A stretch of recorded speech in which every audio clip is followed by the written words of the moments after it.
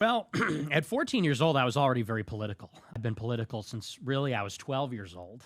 Well, I just started to develop an interest in politics. There were a lot of political conversations happening due to the rise of Obama, actually, in 2008, 2000. And I wanted to know basically everything about it. You know, when you turn around that age, you start to ask questions about the world and how we all got here and, you know, about things that happened before. And so the first thing I ever watched actually was Thomas Sowell on Uncommon Knowledge with, I think, The best. that was actually the first thing I ever watched, and I just devoured it. I said, what is the private sector? You know, what is the economy?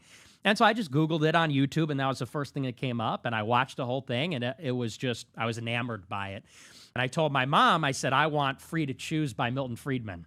That was the first political book I ever read. And so I read all that stuff in middle school and high school. And at that time, I was really a libertarian because that's just what was out there at that time. There was so much online digital content. This is early 2010s that was being put out by young libertarians.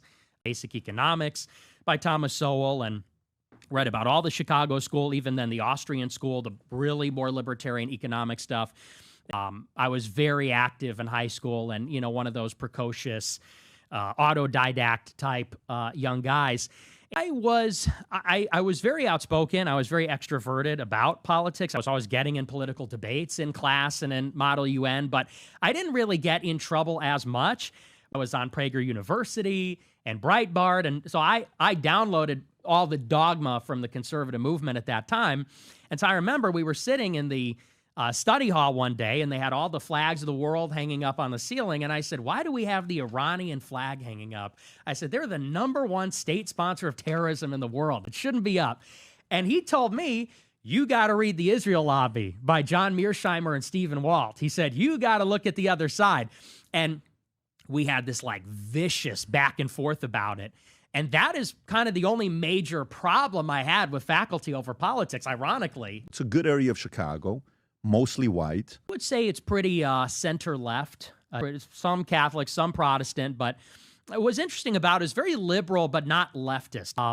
You know, so even though we were in the middle of a very progressive revolution under Obama, I mean, these guys were all liberal, but they weren't communists. So he announced August 2015. So after Trump announced, this is right around the time, he announced in June 2015.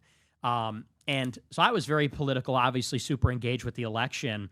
And at that time, so this was going into my senior year of high school, I had a radio show on the high school radio station and a TV show on the high school TV station.